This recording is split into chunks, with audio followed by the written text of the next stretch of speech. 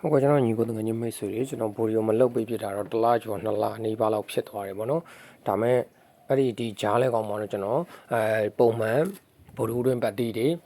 ငွေပေါ်ပတ်တီးတွေနဲ့တလင်းလာအင်္ဂါတွင်းပတ်တီးတွေအကုန်လုံးကိုကျွန်တော်ပြောပြနေတာဖြစ်တယ်ဒီတစ်ပတ်ကတော့ပြက်ရက်ပါတာဖြစ်တဲ့အတွက်မိတ်ဆွေတွေချင်းငိမ့်ပြီးတော့ကစားပါကျွန်တော်ရဲ့ပတ်တီးတွေရင်ဘက်ကကျွန်တော်ပေးထားတာမိတ်ဆွေတွေမြင်ပါပါနော်ကျွန်တော်ပတ်တီးတွေတစ်ဖြစ်ပါတယ်2ရက်အတွင်းကတော့ကျွန်တော်38ဆိုတဲ့နှလုံးကိုကျွန်တော်ချပေးထားပါတယ်33နဲ့38ဆိုတာအင်္ဂါမကြုံပါနဲ့ကျွန်တော်တို့ထွက်ခဲ့တာပေါ့နော်ကျွန်တော်ကတော့ဗုဒ္ဓဟူးအထီကိုကျွန်တော်မှန်းပေးထားတဲ့ကဏ္ဍဖြစ်တယ်ပေါ့နော်အခုဒီတစ်ပတ်အတွက်လည်းကျွန်တော်အဲ့လိုပတ်တီးပေါ့နော်အဲ့ဒီလိုပတ်တီးမျိုးကိုကျွန်တော်ပြန်လည်ပြီးတော့ကျွန်တော်ပေးတော့မှာဖြစ်တယ်ဗီဒီယိုလေးတော့စောအောင်ကြည့်ပြီးတော့ဘာ3မိနစ်ဗီဒီယိုလေးပဲဖြစ်တဲ့အတွက်မိတ်ဆွေတွေလည်းဒါMB အရင်မကုန်ပါဘူးเนาะခဏလေးပါပဲခဏအချိန်ပေးပြီးတော့တိုးရီ3D ဝါသနာပါတယ်ဆိုတော့မိတ်ဆွေတွေရှိတယ်ဆိုရင်တော့ကျွန်တော်ဗီဒီယိုဒါမြင်နေတွေ့တယ်ဆိုလို့ရှိရင်တော့ like share subscribe လေးလုပ်သွားပြီးတော့ဒါကြည့်ရှုသွားပါเนาะကျွန်တော်ပုံမှန်အရင်တစ်ပတ်တွေတုန်းကဆိုလို့ရှိရင်လည်းပုံမှန်တိုင်းပဲကျွန်တော်တင်ပေးနေကြဖြစ်တယ်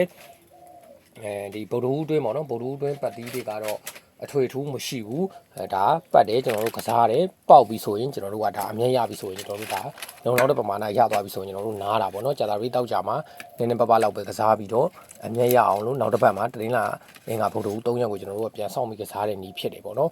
အဲ့တော့ဒီရင်ပတ်တုန်းကတော့ကျွန်တော်ကတစ်တီမပြောက်เนาะဗုဒ္ဓဟူးတွင်းဆိုပြီးတော့ကျွန်တော်တစ်လုံးနဲ့ချပြီးတယ်တနင်္လာအင်္ဂါဗုဒ္ဓဟူး6ကြိမ်အတွင်းဒါတစုံကစားနိုင်တယ်ဆိုတော့မိတ်ဆွေတွေကိုလည်းကျွန်တော်38ပေါ့နော်နှလုံးလုံးမပြောက်ထွက်ရမယ်ဆိုပြီးတော့ကျွန်တော်ပြီးခဲ့တဲ့ပတိက38ဖြစ်တယ်ပေါ့နော်အဲ့တော့33နဲ့38မှာကျွန်တော်တို့ထွက်ခဲ့တယ်တစ်တီလည်းဗုဒ္ဓဟူးနေ့ညနေမှာ19ဆိုပြီးတော့ကျွန်တော်တို့ထွက်တယ်ရှိတယ်ခဏကတော့ကျွန်တော်ရဲ့ formula ကျွန်တော်နေ့တိုင်းမှာကျွန်တော်တို့သွားနေစေဖြစ်တယ်ခဏဒီတရိကံမှုတွေအဖြောင့်မှုတွေတိုင်းဆင်းနေစေဖြစ်တယ်ဒီနေ့အတွက်တနေ့ကုန်ဝမ်းချင်းဒီကျွန်တော်၄ကိုခေါ်ပြီးထားတယ်၄ကိုချင်းဖြစ်တယ်၄ဖြောင့်မှုနဲ့ကျွန်တော်တို့ဆင်းလာဖို့အားများတာဖြစ်တယ်လို့1ဖြောင့်မှုနဲ့ဆင်းလာဖို့လည်းကျွန်တော်တို့ရှိပါတယ်နော်ဒီမှာဒီတေလေးလေးတစ်ဖြစ်တာဖြစ်တဲ့အတွက်ဒီကိုကျွန်တော်တို့ကဒီကိုဆင်းလာမှာဖြစ်တယ်ညနေကိုတော့ကျွန်တော်ကျွန်တော်မိတ်ဆွေတွေကိုကျွန်တော်ဒီတေလေးလေးတစ်တွေမှာလည်းမိတ်ဆွေတွေပေါက်ကြရနော်တစ်ကိုးမှာလည်းကျွန်တော်ရှာပေးထားတယ်နော်ကနန်းဒီ YouTube မှာလည်းကျွန်တော်တင်ပေးနေတာဖြစ်တယ်